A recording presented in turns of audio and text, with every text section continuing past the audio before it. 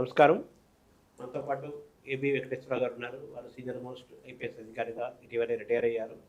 ప్రస్తుతం రాజకీయాల్లోకి వచ్చారు.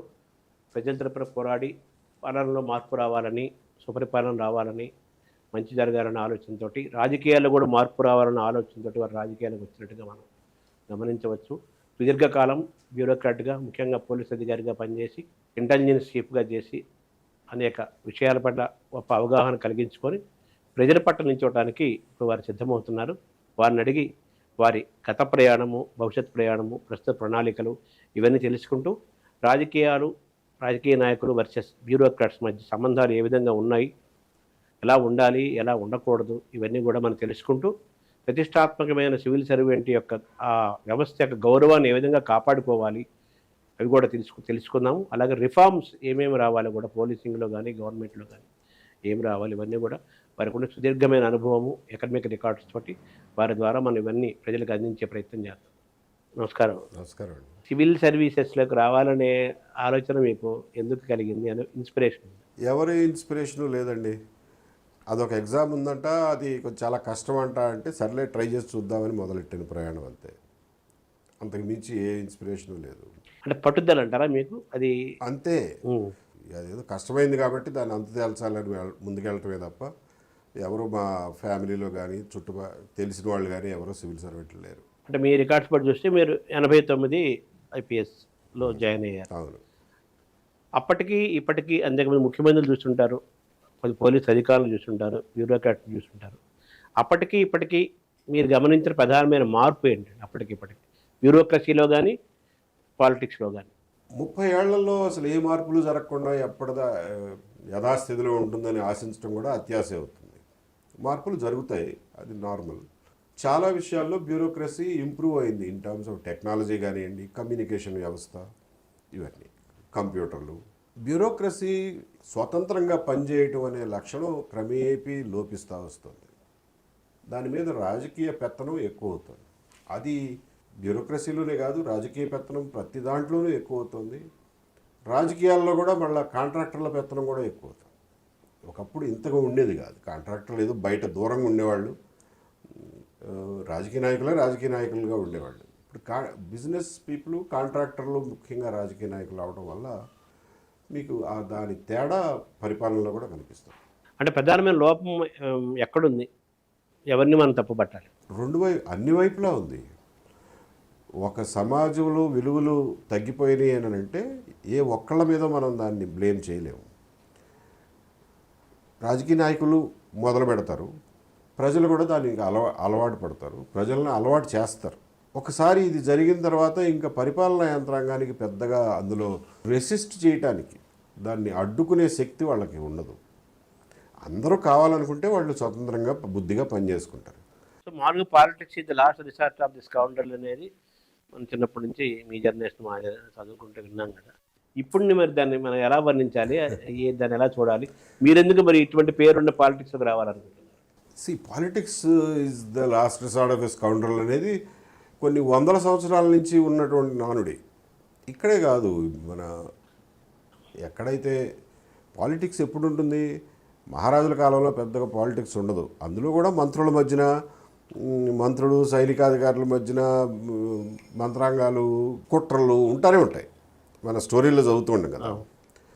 కానీ ప్రజాస్వామ్య రాజకీయాల్లో కూడా కుట్రలు, ఒకరి మీద ఒకరు పై చేయి సాధించడం కోసం ఎంత నీచైన ఒడిగట్టడం, ఇవన్నీ కొన్ని వందల సంవత్సరాల నుంచి వెస్ట్రన్ డెమోక్రసీస్లో కూడా ఉన్నాయి.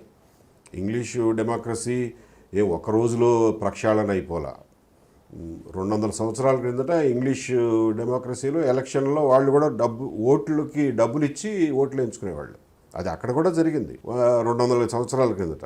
కాకపోతే క్రమేపీ వాళ్ళు ప్రక్షాళన దిశగా వెళ్ళారు, మనం పతనం దిశగా వెళ్తున్నాం. అది మంచిది కాదు. మనం ఏదో ఒక టైంలో దాన్ని ఆఫ్ చేసి ప్రక్షాళన దిశగా పోవాలి, లేకపోతే సమాజం సర్వైవ్ కాదు. ఆ ప్రక్షాళన చేసే కార్యక్రమంలో భాగం అవడం కోసమే పాలిటిక్స్లోకి వచ్చాం. అంతే తప్ప ఇది పాడైపోయింది అని చెప్పి భయపడి పారిపోతే, మాలాంటాళ్ళం పారిపోతే ఎవరు వస్తారు?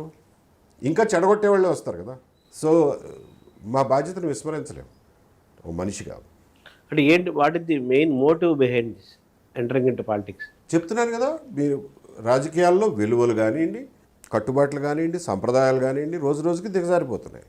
దీన్ని ఎక్కడో చోట మనం ఆ పతనానికి అడ్డుకట్ట వేసి పురోగమనం వైపు తీసుకెళ్తే తప్ప సమాజం విచ్ఛిన్నం అయిపోతుంది. సో ఆ పురోగమనానికి తీసుకువెళ్ళడం కోసం నా వంతు నేనుగా రాజకీయాల్లోకి వచ్చాను. నేను ఎంత చేయగలుగుతాను, ఎక్కడి వరకు తీసుకెళ్తాను అనేది కాలం నిర్ణయించాలి, నేను చెప్పలేను. అయినా రాజకీయాల నుంచి ఏవి ప్రతిఫలం ఆశించిన వాడిని నేను తేగలిగిన మార్పు విషయంలో మట్టుకు ఫలానా మార్పు జరిగి తీరాలి నా హయాంలో నా వల్ల అనే కోరిక ఉండడం కూడా అసమంజసం కదా. ఏ ప్రతిఫలం ఆశించినప్పుడు ఇది కూడా ప్రతిఫలం ఆశించకుండా చేయాలి. ఎంత జరిగితే అంత జరుగుతుంది. ఇప్పుడు పాలిటిక్స్ అనేది, ఎలక్షనీరింగ్ అనేది, ఎలక్షన్స్ అనేది మోస్ట్ కాస్ట్లీ ఎక్స్పెన్సివ్ అఫేర్గా మారిన క్రమంలో ఈ వాతావరణంలో కులము ధనము రాజ్యం ఏలుతున్న రాజకీయ వాతావరణంలో మీరు ఫిట్ అవ్వగలుగుతారు? ఖచ్చితంగా ఫిట్ అవుతాం. అంతా చెడిపోయినప్పుడే కదా బాగు చేసే మనిషి. కారు అంతా బాగున్నప్పుడు మీరు మెకానిక్ దగ్గరికి వెళ్తారా? ఏదైనా పాడైతేనేగా మెకానిక్ దగ్గరికి. పాడైంది, నేను మెకానిక్ని బాగు చేస్తాను అంటున్నాను. ఇప్పుడే నాలాంటి వాళ్ళ అవసరం ఎక్కువ. ఇంకా అంటే మీరు పూర్తి సర్వీస్ అంతా కంప్లీట్ అయిపోయిన తర్వాత ఇప్పుడు పాలిటిక్స్లోకి వచ్చారు కదా, మీకు ఈ పాలిటిక్స్లో రావాలన్న ఆలోచన ఇప్పుడు కలిగిందా, గతంలో కూడా ఉంది? గతంలో కూడా ఆలోచనలు మనసులో మెదిలేవి, ఆనెస్ట్గా మాట్లాడాలంటే. కాకపోతే రెండు భిన్నమైనటువంటి అభిప్రాయాలు నాలో సంఘర్షణించుకున్నాయి. ఒకటి, మనం సర్వీస్ అంతా కంప్లీట్ చేసి పాలిటిక్స్లోకి వెళ్దామా, లేకపోతే ఒక 5-6 ఏళ్ళు ముందే వదిలేసి పాలిటిక్స్లోకి వెళ్దామా. ఆ తర్జన భర్జన నేను అంతర్గతంగా పడ్డా, అంతే తప్ప ఎవరిని సలహా అడగలేదు, ఎవరిని సంప్రదించలే. నేను డిసైడ్ చేసుకున్నది ఏంటంటే, మనం ఎక్కడో పల్లెటూరులో పుట్టి చిన్న పట్టణంలో చదువుకుని ఇక్కడ దాకా వచ్చాం. అది చాలా తక్కువ మందికి ఇటువంటి అవకాశం దొరుకుతుంది. ఒక ఐపీఎస్ ఆఫీసర్గా ఉండే అవకాశం ఎవరి రికమెండేషన్ వల్ల లేకపోతే దానివల్ల మనకి ఉద్యోగం రాలా. మెరిట్ కదా. ఓకే, మెరిట్ ఒకటి అనుకోండి, అదృష్టం అనుకోండి. నాలా అంత మెరిట్ ఉన్నవాళ్ళు చాలామంది ఉద్యోగం ఈ యూపీఎస్సీలో రాని వాళ్ళు కూడా ఉంటారు. అంత అదృష్టం కూడా తోడవ్వాలి దానికి. ఓకే, సో వచ్చాము. వచ్చినప్పుడు ఒక ఐపీఎస్ ఆఫీసర్గా మనకి కొన్ని ప్రత్యేకమైనటువంటి అధికారాలు, కొన్ని రక్షణలు ఉంటాయి. ప్రజలకి మేలు చేయగలిగినటువంటి అవకాశాలు కూడా ఉంటాయి. ఆ రాచమార్గం వదిలేసి ఎప్పుడైనా చేరగలిగిన రాజకీయాల్లో చేరడానికి అంత తొందర ఎందుకు నీకు అనే అభిప్రాయం డామినేట్ చేసి సర్వీస్ అయ్యేంత వరకు ఎక్కడికి కదలొద్దు, నువ్వు సస్పెన్షన్లో ఉన్నా ఎక్కడున్నా ఏమున్నా సర్వీస్ లాస్ట్ డే వరకు సర్వీస్లో ఉండు, ఆ తర్వాత నీ ఇష్టం, చాయిస్ని ఎంచుకున్నా. అంటే ఈ గత 5 సంవత్సరాలు జగన్ ప్రభుత్వము ఇవి మళ్ళీ వద్దాం, దానికి ముందుగా ఉన్న సర్వీస్లో మీరు ఎప్పుడు రాజకీయ నాయకుల నుంచి కానీ వాళ్ళ నుంచి ఒత్తిళ్ళు ఎదుర్కోవటం కానీ అవమానాలు గురవడం సందర్భాలు ఏమి లేవా? ఉన్నాయండి, చాలా ఉంటాయి. ఒత్తిళ్ళు ఎదుర్కోవడం, అవమానాలకు గురవడం అన్నీ చాలా జరుగుతాయి. But it's all part of the job. అసలు ఏమీ లేకుండా మేమే దేవుళ్ళం కాదు కదా, గర్భగుడిలో కూర్చోబెట్టి అందరూ మనకు పూజలు చేస్తారా ఏంటి? గవర్నమెంట్ సర్వెంట్ అన్నాక ఒత్తిళ్ళు ఉంటాయి. మనం ఎంత ఒత్తిడికి ఎంతవరకు లొంగాలో ఎంతవరకు లొంగొద్దు అనేది మన ఇష్టం. అంటే మీరు ప్రారంభంలోనే మీరు ఐపీఎస్ సివిల్ సర్వీసెస్కి ఎందుకు వచ్చారంటే అది చాలా కష్టమైన సర్వీస్ అట్టు కదా అని అన్నారు. దాని సంగతి నేను చూద్దామనే ఒక దీంతో నేను ఇందులోకి వచ్చాను అన్నారు. అంటే మీకు ఆ ఫైటింగ్ స్పిరిట్, దీని సంగతి ఏంటి చూద్దామనే ఆ నేచరు అదే మిమ్మల్ని పాలిటిక్స్ని కూడా డ్రైవ్ చేసిందని చెప్పాలా? ఇది ఒక ఖచ్చితమైనటువంటి పర్పస్ దృష్టిలో పెట్టుకునే వచ్చా, అంతే తప్ప దీని సంగతి చూద్దామని అలా ఆకతాయితనంగా తీసుకోవాలి పాలిటిక్స్. మీరు సివిల్స్ కూడా ఆకతాయిగా అసలు సివిల్ సర్వీస్కి అటెంప్ట్ చేయాలి అనేది ఒక రకంగా చెప్పాలంటే నాకు ఇంకే కారణం మీరు అడిగితే నాకు ఇంకే కారణం కనపడటంలా. దీని సంగతి ఏంటో తేలుద్దామనే వెళ్ళా. బట్ ఒకసారి జాయిన్ అయిన తర్వాత ట్రైనింగ్లోనూ అప్పటికే కొంత నేర్చుకున్నది, సమాజాన్ని చూస్తున్న కొద్దీ నా బాధ్యతలు ఏంటో నాకు తెలిసి వచ్చినాయి. అండ్ అరే బాబు, మనం చాలా బాధ్యత అయిన పని ఇది, చాలా పవర్ ఇచ్చారు మన చేతిలో, దాన్ని మిస్యూజ్ చేయకూడదు, కొంచెం జాగ్రత్తగా వాడాలి అన్న స్పృహ ఉద్యోగంలో చేరిన తర్వాత కలిగింది. అంటే నేను మనిషికి ఒక్కొక్క నేచర్ ఉంటుంది కదా, మనం ఏదో అనుకుని సాధించాలి, ఒక పట్టుదల నేచరు, అంటే it varies from person to person.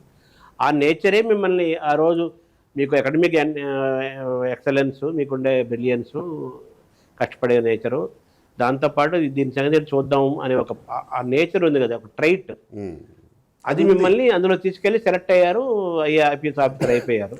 అది అంతర్లీనంగా నా జీవితకాలం ఉంటుందని అనుకుంటున్నాను. ఏ పని చేసినా కానీ దాని ఎఫెక్ట్ వెనకాల ఉంటుంది. మరి రేపు రాబోయే సివిల్ సర్వెంట్స్కి, యంగ్స్టర్స్కి, ఇప్పుడున్న ఆల్రెడీ సర్వీస్ ఉన్న వాళ్ళకి ఇదంతా ఇబ్బందికరమైన వాతావరణం కదా. కరెక్ట్, ఇబ్బందికరమైన వాతావరణమే. ఇవాళ ఉన్నటువంటి పరిస్థితులు ఉంటాయి అని చెప్పి ఇంత జ్ఞానం, ఇంత అవేర్నెస్ నాకు గనక ఉండుంటే ఈ సర్వీస్లోకి వచ్చేవాడిని కాదు. అది ఖచ్చితంగా చెప్పగలను. కాకపోతే ఆ రోజున అసలు ఇంత వివరంగా మనకు తెలియదు ఇందులో ఉన్న మంచి చెడులు, ఏదో గుడ్డెది చేలో పడినట్టు చేరిపోయామనుకోండి. ఇటువంటి పరిస్థితి ఉంది అన్న అవగాహన పూర్తి స్థాయిలో ఉండుంటే నేనైతే వచ్చేవాడిని కాదు ఈ సర్వీస్లో. ఇప్పుడు కులము, ధనము, రాజ్యం వెళ్తున్న ఏరియాలో డబ్బుగా మారుతున్న రాజకీయ వ్యవస్థలో ఒక పార్టీ పెట్టాలన్నా, రాజకీయాలు చేయాలన్నా, ఎలక్షన్లు నిల్చోవాలన్నా, ఏం చేయాలన్నా కానీ డబ్బుతోనే ముడిపడి ఉంది కదా. మీడియా మేనేజర్ ఎవ్రీథింగ్ డబ్బు లేని అక్కడ శ్వాస పేల్చలేని పరిస్థితిలో మనం ఉన్నాం. ఇది బిట్టర్, ఇది చేదు నిజం ఇది. మరి మీ దగ్గర అన్ని డబ్బులు ఉన్నాయా? మీరు ఒక ప్రతిపాదన చేశారు ఏంటంటే డబ్బు లేకుండా అసలు రాజకీయాలు కానీ ఈవెన్ మీడియాని కానీ మీరు ఏమీ చేయలేరు అని. నేను దాంతో అంగీకరించను. బేసిక్గా మీతో వినయపూర్వకంగా విభేదిస్తా. రాజకీయాలు చేయడానికి డబ్బు అవసరం అనే అభిప్రాయాన్ని నేను పూర్తి వ్యతిరేకిని. రాజకీయాలకు డబ్బు అవసరం లేదు అనేది నా ప్రగాఢమైన నమ్మకం. రెండవది మీడియా అంటారా, ఎస్ వాళ్ళకుండే ఒత్తిళ్ళు వాళ్ళకుంటాయి, వాళ్ళకుండే ఇంట్రెస్ట్లు, అది నడపడానికి అయ్యే ఖర్చులు, దాన్ని ఇట్స్ ఆల్ రైట్. కాకపోతే లక్కీగా ఇవాళ రోజున మనకున్న అదృష్టం ఏంటంటే సోషల్ మీడియా అనేది ఒక మెయిన్ స్ట్రీమ్ మీడియా అయిపోయింది. సో మీ అభిప్రాయాలని మీరు చెప్పే మాటని లక్షలాది మందికి తక్షణం చేర్పించగలిగినటువంటి సాధనం టెక్నాలజీ పరంగా వచ్చింది. కాబట్టి మీడియా విషయంలో కూడా డబ్బుతోనే పని జరుగుతుంది అనేది కరెక్ట్ కాదు, అవసరం లేదు. అంత రాజకీయాల గురించి కానీ మీడియా గురించి కానీ డబ్బులు లేకపోతే పని జరగదు అనే నిస్పృహలోకి వెళ్లాల్సిన అవసరం లేదు అని నేను ఖచ్చితంగా నమ్ముతున్నాను. మీరు అడిగారు కదా మీ దగ్గర అన్ని డబ్బులు ఉన్నాయని, అసలు నా దగ్గర ఏ డబ్బులు లేవు, అదే నా బలం అనుకుంటున్నాను. తర్వాత మనకు మిగతా రాష్ట్రాలు, ప్రాంతాలు ఎలా ఉన్నా కూడా కులం అనేది కూడా ముఖ్యంగా మన ఆంధ్రప్రదేశ్లో ఒక మేజర్ ఫ్యాక్టర్ అయింది. మంచికి చెడుకు ఉంది కదా. దీనిలో మైనస్ పాయింట్లు, ప్లస్ పాయింట్లు కొన్ని ఉంటే ఉండొచ్చేమో కానీ మైనస్ పాయింట్ కూడా ఎక్కువగా ఉన్న వాతావరణం ఉంది. మీ సామాజిక పరంగా మీరు చూస్తే ఒక సామాజిక వర్గానికి మీరు ఒక వ్యక్తిగా మీకు ఐడెంటిఫై అయ్యారు ఆఫీసర్గా. ఇటువంటి నేపథ్యంలో రేపు ఎలక్షన్స్లో మీకు ఇబ్బందులు రావంటారా? ఆంధ్రప్రదేశ్కి యాక్చువల్గా ఇది ఒక చెడ్డ పేరు ఉందండి. ఈవెన్ హైదరాబాద్లో కూర్చున్న పత్రికా సంపాదకులు కూడా చాలా చిన్న చూపుగా మాట్లాడతారు. మీరు అందరూ కులాలు పేరు చెప్పి కొట్లాడుకు వస్తారు, మీలో నాగరికత లేదు అన్నట్లుగా మాట్లాడుతుంటారు, ఎద్దేవా చేస్తారు. అది పూర్తిగా వాస్తవం అని చెప్పి నేను నమ్మను. ఆ చెప్పే వాళ్ళు ఉండే ప్రదేశాల్లో, ఆ రాష్ట్రాల్లో కూడా కులాల స్పృహ లేకుండా ఎక్కడా లేదు. ఉండకొద్దిగా అక్కడ కూడా పెరుగుతుంది తప్ప ఏమి తగ్గడంలా.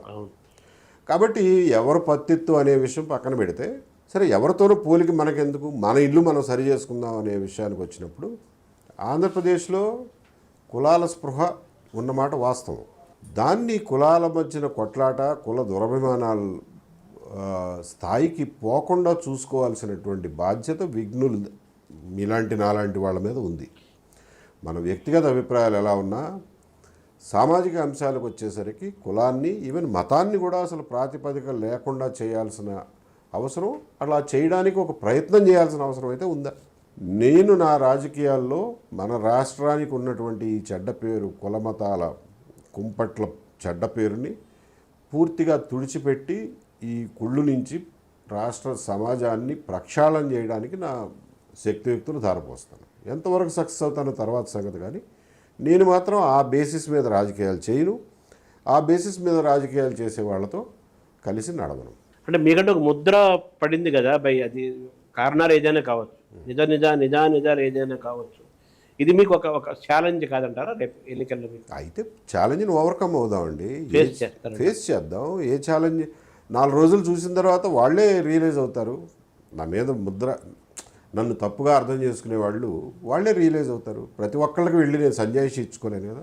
తర్వాత ప్రభుత్వంలో సరే గతంతో ముందు మారుతున్నాయి కదా పరిస్థితులు, అన్ని రకాల మారుతున్న క్రమంలో మనం మాట్లాడుకుంటున్నట్టుగా ఒక చీఫ్ సెక్రటరీగా కానీ, ఒక డీజీపీ కానీ, అలాగే ఇంటెలిజెన్స్ హెడ్గా కానీ, సిఐడి, ఇలా కీలకమైన విభాగాల్లో చాలా నమ్మకస్తులు, దగ్గర వాళ్ళు, మన అనుకునే మనుషులు మాత్రం పెట్టే కల్చర్ పెరుగుతున్న క్రమంలో మనం వచ్చిన దాంట్లోనే ఆ దశలోనే మీరు ఇంటెలిజెన్స్ చీఫ్గా చేశారు. కన్ను ముక్కు చెవి అంటారు కదా, ఇంటెలిజెన్స్ అంటారు కదా. అది ఆ విశ్వాసం మీరు ఎలా పొందగలిగారు చంద్రబాబు దగ్గర, ఆయన ముఖ్యమంత్రిగా ఉన్నప్పుడు? ఇప్పుడు ఎందుకు అది సన్నగిలింది అనాలా, దాన్ని ఎలా చూడాలి? అసలు దానికి దీనికి రోల్స్లో సంబంధం లేదు కదండి. అది ఉద్యోగపరంగా నాకు ఇచ్చినటువంటి ఒక బాధ్యత. ఆ బాధ్యతను నేను సమర్థవంతంగా, బాధ్యతాయుతంగా, నమ్మకంగా నెరవేర్చాను లేదా అన్నదే ముఖ్యం. అంతే తప్ప అప్పుడు అక్కడ పనిచేశాం కాబట్టి ఇప్పుడు రాజకీయాల్లోకి ఎలా వస్తారు అనేది అసలు ప్రశ్నే కాదు. మీకు పరిపాలనలో రాజ్యాన్ని పరిపాలించేటప్పుడు డెమోక్రసీ కానివ్వండి, రాచరికం కానివ్వండి, ముఖ్యమైనటువంటి స్థానాల్లో నమ్మకస్తులను ఉంచుకోవడం అనేది అది న్యాచురల్. అంతే తప్ప ఎవరిని పడితే వాళ్ళని ఎక్కడ పడితే అక్కడ పెట్టుకోలేము. ఒక పేపర్కి ఎడిటర్ని పెట్టుకోవాలంటేనే 100 చూస్తారు, ఒక స్ట్రింగర్ని పెట్టుకోవాలంటేనే మీరు 100 చూస్తారు. అట్లాంటిది పరిపాలనలో చీఫ్ సెక్రటరీగా ఎవరిని పెట్టుకోవాలో, డీజీపీ, ఇంటెలిజెన్స్ చీఫ్గా ఎవరిని పెట్టుకోవాలో నమ్మకస్తులను చూసుకుంటారు కదా. మీకు భారతదేశానికి స్వాతంత్రం డిక్లేర్ చేయడానికి మౌంట్ బ్యాటన్ని పంపించారు. మౌంట్ బ్యాటన్ ఎవరు? ఆ రాచకుటుంబంలో వ్యక్తి, క్వీన్కి చాలా దగ్గర మనిషి. అందుకనే పంపించారు. ఎవడు పడితే వాడిని ఎల్లైనా పుల్లైనా పంపించలేదు. విశ్వాసపాత్రుడిని, నమ్మకం పెట్టుకోగలిగిన వాళ్ళనే పంపిస్తారు. సో అందులో అసహజత్వం ఏమీ లేదు. కాకపోతే అప్పుడు అంత విశ్వాసపాత్రుడు అని చెప్పి మిమ్మల్ని పెట్టుకున్నప్పుడు మీరు ఇవాళ బయటకు వచ్చి మీరు ఎలా చంద్రబాబు నాయుడు గారికి వ్యతిరేకంగా రాజకీయాలు చేస్తారు అన్నది ప్రశ్న, మీ ముఖ్యమైన ప్రశ్న. అది నా బాధ్యతగా, నా వృత్తి ధర్మంగా నేను చేశాను. ఇది ఒక స్వతంత్ర మనిషిగా, స్వతంత్ర మానవుడిగా నేను చేయగలిగింది, నేను చేయదలుచుకున్నది చేసే అవకాశం నాకు ఇవాళ వచ్చింది. కాబట్టి దానికి దీనికి అదేమీ నాకు ప్రతిబంధకం కాదు. కాకపోతే నేను అప్పట్లో చేసిన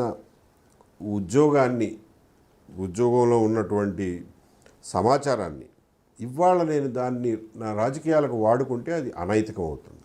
అది నేను ఎప్పుడూ చేయలేదు, ఎప్పటికీ చేయను కూడా. 2019 ఎన్నికల్లో మీరు ఇంటెలిజెన్స్ సమాచారం, వాళ్ళకి రకరకాల సోర్సెస్ ఉంటాయి, బట్ ఇంటెలిజెన్స్ కూడా అధికారంలో ఉన్న ప్రభుత్వం పార్టీ వాళ్ళు ఇంటెలిజెన్స్ సమాచారం కూడా తీసుకుంటారు కదా. 2019 ఎన్నికల్లో చంద్రబాబు తెలుగుదేశం పార్టీ ఓటమిలో మీరు ఇచ్చిన సలహాలు కూడా ఉన్నాయి అని కూడా మీకు కూడా ఒక అంటగట్టారు కదా, దాన్ని ఎలా చూడాలి? అసలు మేము ఎన్నికల గురించి ఏ సర్వేలు చేపట్ల. ఎలక్షన్ల దగ్గరకు వస్తున్న కొద్దీ ప్రజాభిప్రాయాన్ని వివిధ సమయాల్లో పసిగట్టడం అనేది మా ఉద్యోగ ధర్మం. ఒకసారి అయితే నాకు ఇంకా గుర్తుంది, 2017లోనో 18లోనో రాష్ట్ర బడ్జెట్ స్పీచ్ జరుగుతుంది అసెంబ్లీలో. ఆ రోజున కావాలని చెప్పి ఒక ఎక్స్పెరిమెంట్ చేసాం. అమెరికాలో state of the union address అని ఇస్తాడు ప్రెసిడెంట్. ఇచ్చినప్పుడు కొన్ని వందల మంది ఒకేసారి ఎట్ ర్యాండమ్ ఫోన్లు చేసి అక్కడ ప్రెసిడెంట్ ఒక స్పీచ్ ఇచ్చాడు అంటే అందరూ కూర్చుని వింటారు. అది వాళ్ళ సాంప్రదాయం.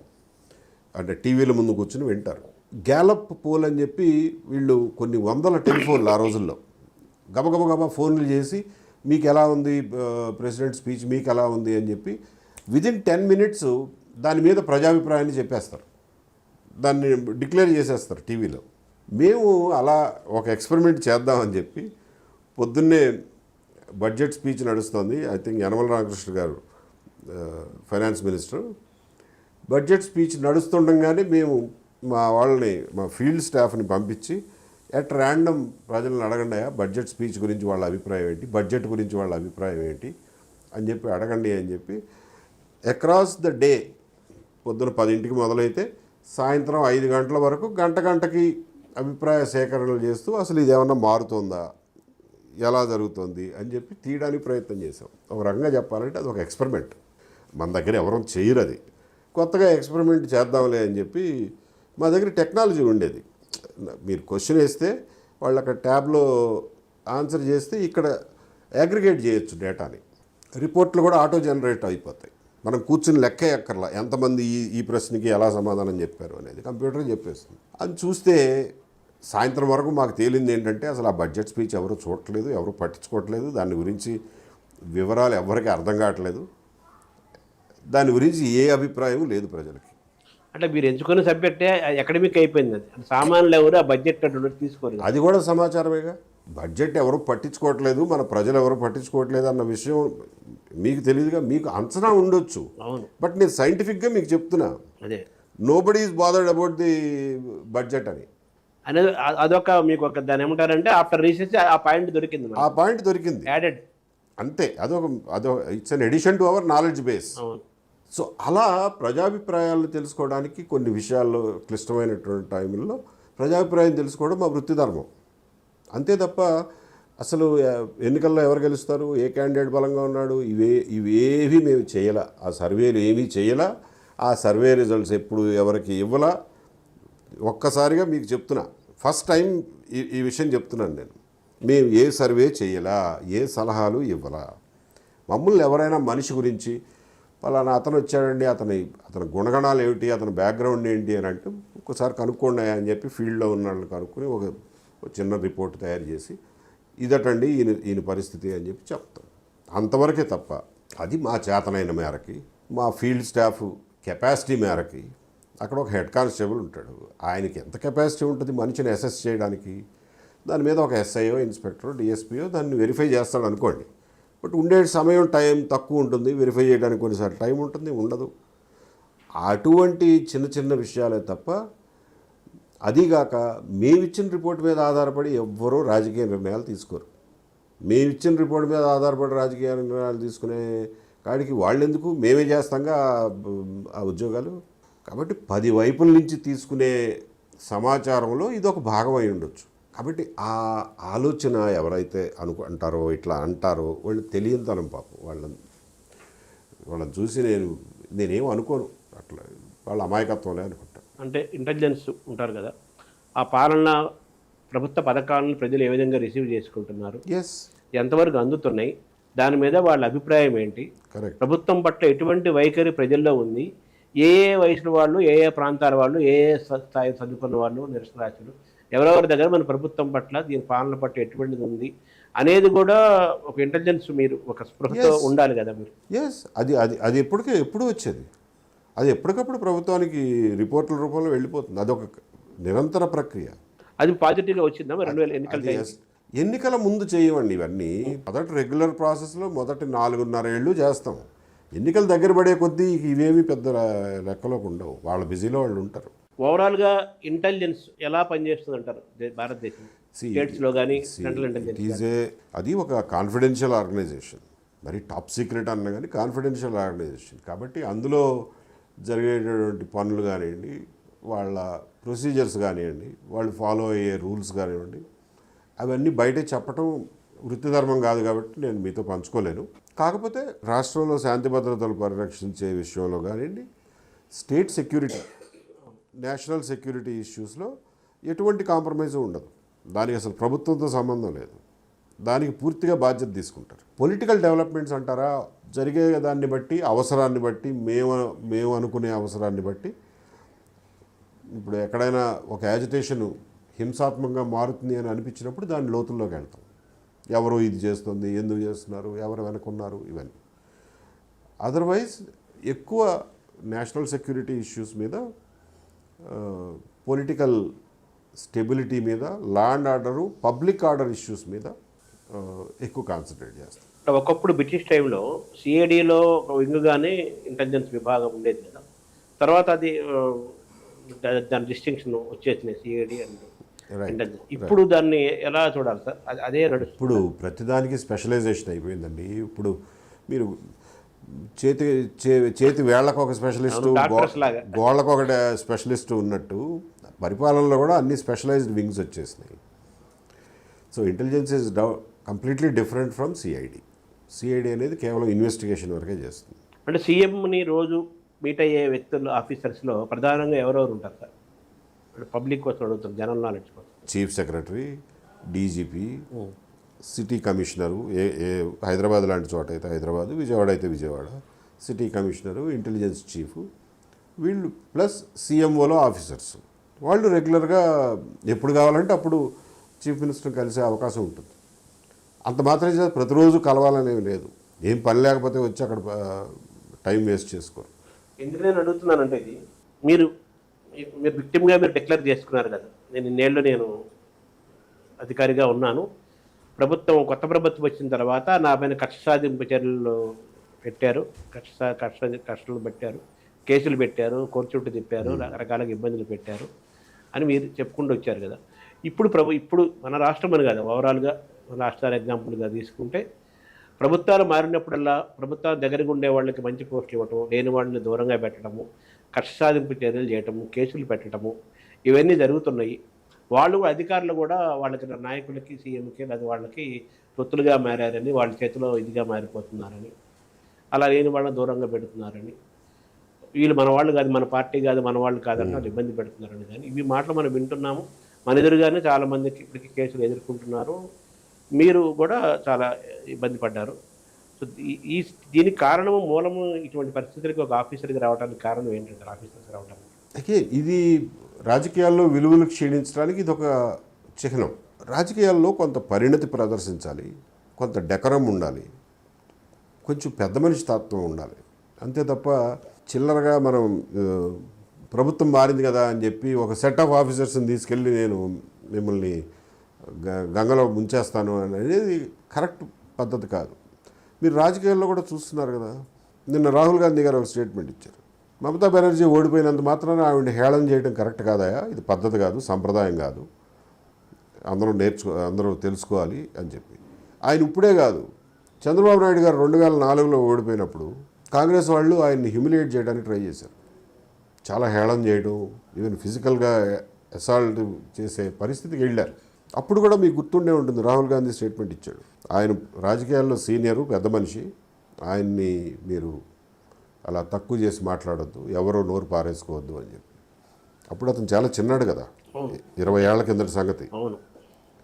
అయినా కానీ అతనికి ఆ పరిణతి ఉంది. ఆ మెచ్యూరిటీ రాజకీయ నాయకులు అందరూ ప్రదర్శించాలని కోరుకుందాం. ఆ మాత్రం డీసెన్సీ, డెకరం ఉండాలి రాజకీయాల్లో. ఆఫీసర్స్ వైపు నుంచి ఫాల్ట్ లేదంటారా ఈ పరిస్థితి?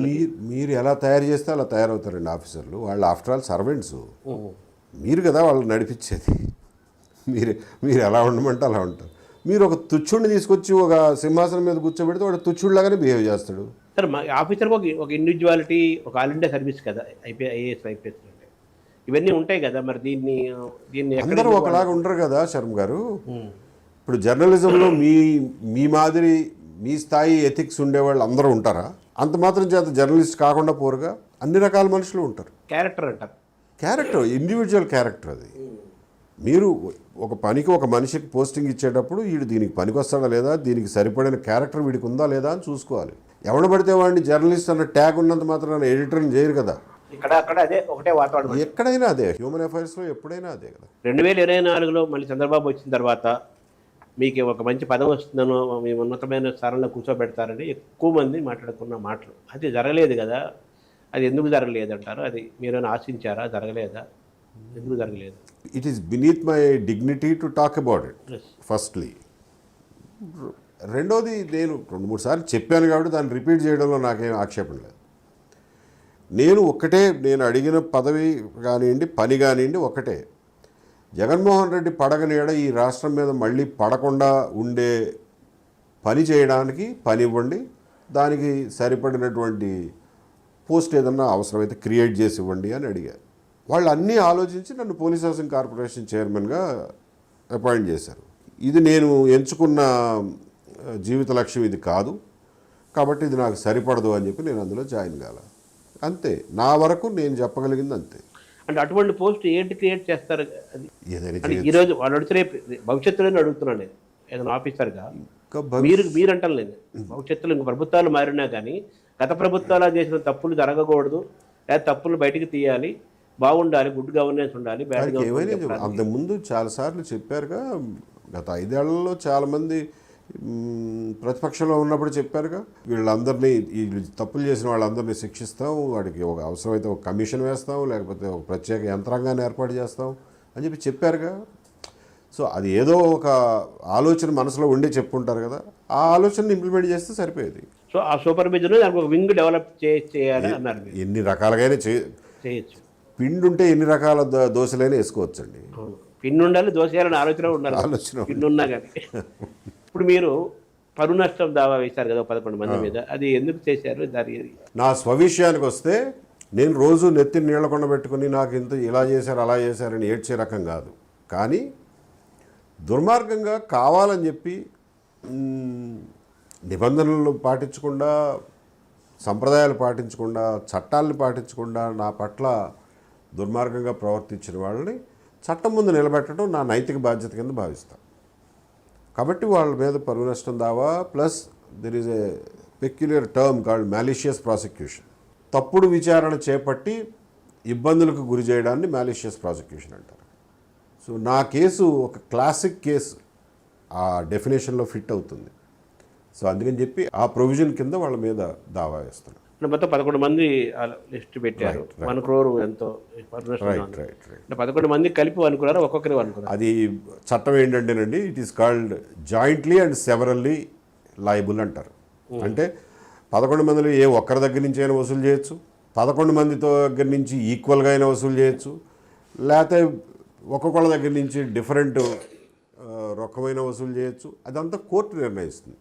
అసలు వీడికి ఎంత కాంపెన్సేషన్ ఇవ్వాలా వద్దా, కేసు ప్రూవ్ అయిందా లేదా, కాంపెన్సేషన్కి అర్హుడా కాదా, ఎంత కాంపెన్సేషను, ఎవరి దగ్గర నుంచి కట్టించాలి, ఇవన్నీ కోర్టు నిర్ణయించాల్సినవి. అంటే మీకు పెట్టిన కేసులన్నీ కూడా మీకుపై మీకు పోస్టింగ్ ఇచ్చారు, అన్ని జరిగిన ఇచ్చేవారు ఒక్కరోజైనా కానీ. బట్ నైతికంగా మీరు విజయం సాధించినట్టే కదా, నైతికంగా అండ్ టెక్నికల్గా లీగల్గా. కరెక్ట్. అది ఆల్ ఆస్పెక్ట్. కరెక్ట్. మళ్ళీ ఇది ఎందుకు? తప్పు చేసిన వాళ్ళకి శిక్ష పడాలిగా. తప్పు చేసిన వాళ్ళు అట్లా తప్పించుకోకూడదు అనేది నా ఉద్దేశం. లేకపోతే రేపు పొద్దున ఇంకొకళ్ళు చేస్తారు. మనకు ఉన్నది ఎందుకు చట్టాలు తప్పు చేయకుండా నిరోధించడానికి. మనం యాక్షనే తీసుకోకపోతే ఎలా నిరోధిస్తాం? ఇంకొకరికి ఇలా జరగకూడదు, ఇంకొకరికి ఎలా జరగకూడదు, డిటరెన్స్ ఉండాలి కదా. ఇప్పుడు ఐపీఎస్ లెవెల్, డీజీపీ లెవెల్ స్థాయి ఆఫీసర్లు కూడా అరెస్టులు అయ్యే పరిస్థితులు, అరెస్ట్ చేసే వాతావరణం వస్తుంది కదా. ఈ సంకేతం నుంచి ఐఏఎస్ ఐపీఎస్ లాంటి ఒక ప్రతిష్టాత్మకమైన వ్యవస్థకి గౌరవాన్ని ఎలా తెచ్చుకోగలుగుతాము? ఇటువంటి ఆఫీసర్ల విషయంలో ఎలా ఉండాలి, ఏం చేయాలి, ఏం చేయకూడదు? రాజకీయాలు మారితే 3 నెలల్లో అన్నీ సెట్ అయిపోతాయి. ఇదేం కష్టమైన పని కాదు. వాళ్ళు మైనం బొమ్మలు లాంటి వాళ్ళు. మనం ఎలా తయారు చేస్తే అలా తయారవుతారు. మన బట్టే వాళ్ళు నేర్చుకుంటారు. మనం ఎలా చేయమంటే అలా చేస్తారు. కాబట్టి ఇవేమీ ఇర్రివర్సిబుల్ కాదు, ఈజీగా ప్రక్షాళన చేయొచ్చు. సో అవినీతి అనేది కూడా పెరుగుతోంది కదా, అధికారులు పెరుగుతోంది, నాయకుల్లో కూడా పెరుగుతోంది. దీనికి మరి అంతము లేదా? అంతం పెట్టాలి, చెక్ పెట్టాలి. దానికోసమే కానీ మీరు రాజకీయాల్లోకి వస్తుంది. One of the main reasons is that ఈ విచ్చలవిడి అవినీతి ఇక్కడితో ఆగదు. పతనం అండి ఒకసారి స్టార్ట్ అయిన తర్వాత, కాలు జారటం మొదలైన తర్వాత ఇది ఒక్కసారితో ఆగదు. అది కింద అధోపాతాళానికి తీసుకెళ్ళిపోతుంది. కాబట్టి దాన్ని అధోపాతాళానికి వెళ్ళిన తర్వాత మళ్ళా ఒక కొత్త సమాజం ఉద్భవిస్తుంది అని ఊరుకుందామా, లేకపోతే ఈ పతనాన్ని ఇక్కడతో ఆపి మళ్ళా ఉచ్చ దిశగా మనం తీసుకెళ్దామా అనేది మన చాయిస్. అంటే మారాల్సింది, చైతన్యం చెందాల్సింది ఓటర్లు కదా. ఖచ్చితంగా చైతన్యం చెందడానికి కూడా వాళ్ళకు ఒక మార్గదర్శనం కావాలి, లీడ్ చేసే నాయకత్వం కావాలి. అవన్నీ ప్రొవైడ్ చేయడం కోసమే నేను రాజకీయాల్లోకి వస్తున్నాను. ఎంతవరకు నేను అందివ్వగలను, ఎంతవరకు వాళ్ళు అందిపుచ్చుకోగలరు అనేది కాలం నిర్ణయించాలి. ప్రయత్నం అయితే చేయాల్సిన బాధ్యత నాది. రాజకీయాల్లో మీరు కొనసాగుతారు ఖచ్చితంగా. గెలుపు ఓటములు అసలు ఎందుకు లెక్కలోకి తీసుకోము. ఇందులో ఓటమంటూ ఏముండదు. ప్రజల్ని చైతన్యపరుస్తూ ఉండడంలో అసలు ఓటమి ఎలా చెందుతాం? అంటే రాజకీయాల్లోకి వచ్చి మీలాగా అధికారులు, ఐఏఎస్ ఐపీఎస్ అధికారులు రాజకీయాల్లో వచ్చేవాళ్ళు డిఫరెంట్ మోటివ్స్తో వస్తున్నారు కదా. వాళ్ళు 35 ఏళ్ళు ఒక అధికారిగా అన్ని సుఖాలు అనుభవించి తర్వాత మళ్ళీ మనం ఏదో పవర్ కావాలని వచ్చేవాళ్ళు కొంతమంది ఉన్నారు, డబ్బు కోసం వచ్చేవాళ్ళు కొంతమంది ఉన్నారు, రెండూ కావాలని వచ్చేవాళ్ళు కొంతమంది ఉన్నారు. ఇది పెరుగుతున్న క్రమంలో మిమ్మల్ని ఎలా చూడాలి? ఏది రెండూ అక్కర్లేదనుకుని వచ్చిన వాడిని నేను. అధికారము, డబ్బు రెండూ అవసరం లేదనుకుని వచ్చిన వాడిని నేను. మీరు అలా ఎవరైనా వస్తారు అని ఊహించడానికి మీకు అంత కష్టమైపోతుంది. ఎందుకని ఉంటారుగా మనుషులు, అటువంటి వాళ్ళు కూడా. సో అటువంటి మనుషుల్లో నన్ను లెక్కేయండి. అంటే వాతావరణం అలా ఉంది కదా, రాజకీయ పేరు వాతావరణాన్ని బట్టి మీరు పోలేరుగా. ఏ వాతావరణంలో దాదాబాయి నవరోజీ వచ్చాడండి, ఏ వాతావరణంలో గోపాలకృష్ణ గోఖలే వచ్చాడు, ఏ వాతావరణంలో మహాత్మా గాంధీ వచ్చాడు? వాళ్ళందరూ ఆ రోజున ఎవరో లేరు అనుకున్న వాతావరణంలో వచ్చిన వాళ్ళే కదా. నన్ను వాళ్ళతో పోల్చుకోవడంలా. బట్ దేవుడే శూన్యం నుంచి పుట్టాడు అంటున్నారు. ఈ మాత్రం ఆలోచన శూన్యం నుంచి పుట్టదా? పోలీసింగ్లో ఏమైనా రిఫార్మ్స్ రావాలా? చాలా రావాలండి. చాలా అంటే చాలా రావాలి. మనకు స్వాతంత్రం వచ్చిన దగ్గర నుంచే రిఫార్మ్స్ రావాల్సి ఉండింది. కాకపోతే స్వాతంత్రం వచ్చిన కొత్తలో అప్పట్లో ఉన్నటువంటి ఆ దేశ విభజన, విపరీతమైన హింసాకాండ, ఇవన్నీ ఉన్న నేపథ్యంలో పోలీస్ సంస్కరణల మీద ఆ రోజున ప్రభుత్వాలు దృష్టి పెట్టాల. అదిగాక మనకి సాగిపోతుందిలే, మనకు కూడా కన్వీనియంట్గా ఉందిలే అని చెప్పి దాన్ని అలా వదిలేశారు. వదిలేసిన కొద్దీ అది బ్రిటిష్ వాళ్ళ టైం కంటే వరస్ట్ అయి కూర్చుంది. సో దాన్ని పూర్తి స్థాయిలో రిఫార్మ్ చేయాల్సిన అవసరం ఉంది. దాన్ని వికేంద్రీకరించాలి. ఇవాళ కానిస్టేబుల్ ట్రాన్స్ఫర్ కావాలన్నా కానీ అమరావతిలో రికమెండేషన్ చేయాల్సిన పరిస్థితి వస్తుంది. ఆ పరిస్థితి నుంచి మనం బయటికి పోవాలి. పోలీసు శాఖ నియంత్రణ, వాటిని మార్గదర్శనం, వికేంద్రీకరణ జరగాలి.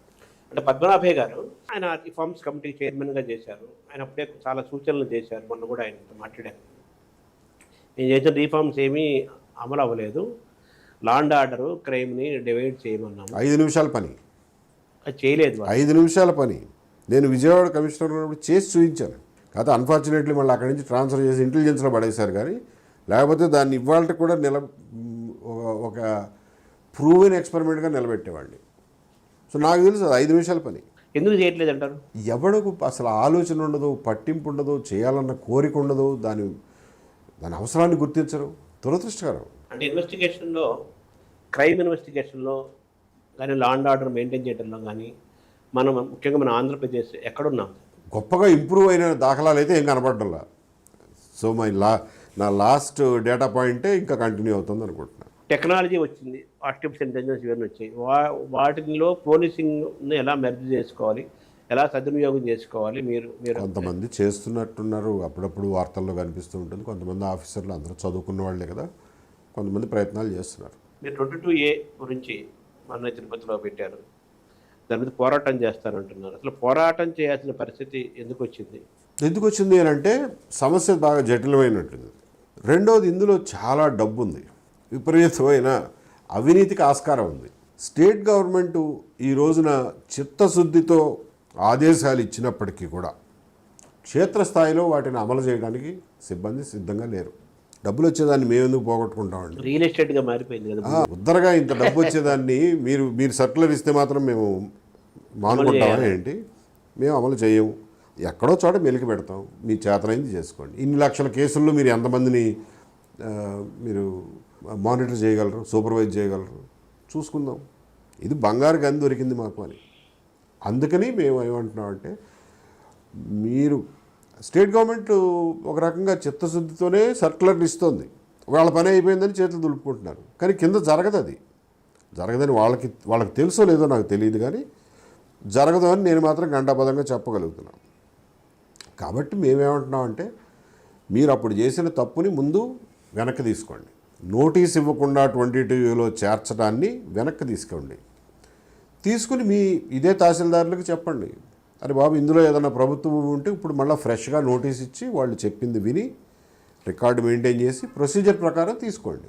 ఇప్పుడు ఆ 14 లక్షల ఎకరాలు సుమారుగా ప్రైవేటు భూములు గవర్నమెంట్ భూముల రిజిస్టర్లో ఉన్నాయి. వాటిని మొత్తం వెనక్కి ఇచ్చేయండి. అందులోంచి మహా ఉంటే ఎంత, ఒక 50,000 ఎకరాలు, 1,00,000 ఎకరాలు గవర్నమెంట్ భూమి ఉండొచ్చు. వాటిని నోటీసులు ఇచ్చి తీసుకోండి. మిగిలిన 13 లక్షలు అయితే ముందు బయటపడిపోతారుగా, ఈ 5-6 లక్షల మంది బయటపడిపోతారు కదా. అది చేయకపోతే మాత్రం పోరాటం చేస్తామని చెప్తున్నాం. అంటే మీకు ఎందుకు పుట్టింది ఈ ఆలోచన, ఎందుకు వచ్చింది? మేము ప్రజల్లో తిరుగుతూ ఉన్నప్పుడు చెప్తూ ఉంటారు కదా. మేము పల్లెటూరులో ఇవాళకి రోజు పల్లెటూరులో ఎప్పుడు తిరుగుతుంటాం కదండి. అక్కడ అందరూ చెప్తారు ఎన్ని సమస్యలు ఉన్నాయనేది. సో ఆ సమస్యలన్నీ ఇది చాలా సీరియస్ ఇష్యూ అనేది మీకెందుకు 5 ఏళ్ల నుంచి నడుస్తుంది, పేపర్లో వస్తుంది 22A అని చెప్పి. తెలియకుండా ఉండే సమస్య ఎక్కడ ఉంది? రాజకీయాల్లో ఉన్నవాడికి ఈ మాత్రం తెలియకపోతే నాకెందుకు రాజకీయాలు? అబ్జర్వేషన్. పోరాటం అంటే ఏంటి? ప్రభుత్వం దృష్టికి తీసుకెళ్తారా, కోర్టుకి వెళ్తారా? ప్రభుత్వం దృష్టికి నిన్ననే తీసుకెళ్ళాము. అదేమి వాళ్ళకి తెలియకుండా ఉందని నేను అనుకోను. తెలిసినా ఎంతవరకు చేస్తారో తెలీదు. సో ఈ బాధ్యతలందరినీ ఒక చోట జమ చేసి ప్రభుత్వం మీద యాజిటేషన్ డిక్లేర్ చేయడమే, రోడ్ల మీదకి వచ్చి యాజిటేషన్ చేయడమే. చట్టపరంగా ఏమైనా దీని మీద ఆదేశాలు తెచ్చుకోవడానికి అవకాశం ఉందేమో పరిశీలించాలి. అంటే మీరు చెబుతున్న ఈ 14 లక్షల ఎకరాల భూములు ఎక్కువ మంది లో మిడిల్ క్లాస్ ఉంటారా, పెద్దవాళ్ళు? ఎక్కువ వాళ్ళేనండి, ఎక్కువ వాళ్ళే. కాకపోతే కొన్ని ఏంటంటే అంతకుముందు పెనమలూరు, అంతకుముందు పల్లెటూరు, ఇవన్నీ వ్యవసాయ భూములు. ఇవాళ అది కోట్ల రూపాయలు అయిపోయినాయి. సో వాళ్ళని అందులో ఒక ఎకరం ఉన్న రైతు ఉంటాడు, అతను పేదవాడు అంటారా, మధ్యతరగతి అంటారా, రిచ్ అంటారా? మీరు కోటీశ్వరుడు అయ్యాడు. బట్ లుంగి కట్టుకుని సైకిల్ వేసుకుని తిరుగుతూ ఉంటాడు. అమ్ముకుంటే కదా కోటీశ్వరుడు. అదే పొలం మీద అదే వ్యవసాయం చేసుకునేవాడు కోటీశ్వరుడు ఎట్ట అవుతాడు? మీకెందుకు? వాడు రిచ్ అయితే మీకెందుకు, పూర్ అయితే మీకెందుకు? వాడి హక్కుని మీరు కాపాడండి. అంటే మీరు ఒక సెక్షన్కే పేదవాడైతేనే మీరు కాపాడతారా? మధ్యతరగతి వాళ్ళ హక్కులు కాపాడరా చెప్పండి? అంటే తెలంగాణలో ధరణికి ఆంధ్రప్రదేశ్ ప్రభుత్వంలో ఈ విధానానికి డిఫరెన్స్ ఉందా, పోలికలు ఉన్నాయి? తెలంగాణ భూముల్ని కంప్యూటరైజేషన్ ధరణీకరించినప్పుడు అప్పుడు కూడా ప్రైవేట్ భూముల్ని చాలా భూముల్ని ప్రభుత్వ భూముల కింద చూపించారు. ఆ లిస్టులోంచి తీసేయాలంటే చాలా పెద్ద ఎత్తున బాగా పెద్ద స్థాయిలో అవినీతి జరిగింది అని చెప్పి విన్నాం. అది వాస్తవమే కావచ్చు కూడా. ఇక్కడ కూడా అదే జరుగుతుంది. మీ పోరాటం ఈ 22A మొదలైంది కదా, ఇంకా ఏమేమి ఉన్నాయా మీ అంశాలు మీరు పోరాటం చేయండి? దీంతో ఏం మొదలవలా నా పోరాటం. గత సంవత్సరం ఏప్రిల్ 13వ తారీఖున రాజకీయాల్లో ప్రవేశించాను కోడికత్తి శ్రీను కేసు నుంచి. సో ఆ తర్వాత బనకచర్ల మీద యాజిటేట్ చేసాము, పోలవరం మీద మాట్లాడాము, అమరావతి మీద మాట్లాడాము, దెన్ షిరిడి సాయి ఎలక్ట్రికల్స్ మీద మాట్లాడాము, ఏకపక్ష కాంట్రాక్టులని చాలా వాటిల్లో భాగంగా మొన్న వైజాగ్ స్టీల్ ప్లాంట్ గురించి మాట్లాడాము, వైజాగ్లో ఇతర ఇష్యూస్ గురించి మాట్లాడాము. ఇప్పుడు ఈ 22A గురించి మాట్లాడుతున్నాం. అంటే పోరాటం చేస్తున్నారు, అనేక ఇష్యూస్ తీసుకుంటా దాని మీద మీరు అవేర్నెస్ కోసం ఫైట్ చేస్తాం దీని మీద అన్ని రకాలుగా అంటున్నారు. ఫలితాలు ఏమైనా ఇచ్చాయా ఇవన్నీ? ఏమండి, మాకు చేతనైనంత వరకు, మాకు శక్తి ఉన్నంత వరకు ప్రయత్నం చేయటం వరకే నా విధి.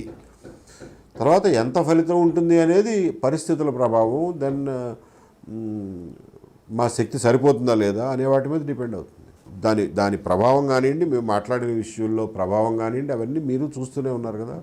ఇప్పుడు ఆ కోడికత్తి శ్రీను కేసు ఇవాళ కూడా హైకోర్టులో హీరింగ్ ఉంది, మధ్యాహ్నం వెళ్ళాలి హైకోర్టుకి. సో ఇంకా పర్సూ చేస్తూనే ఉన్నాం.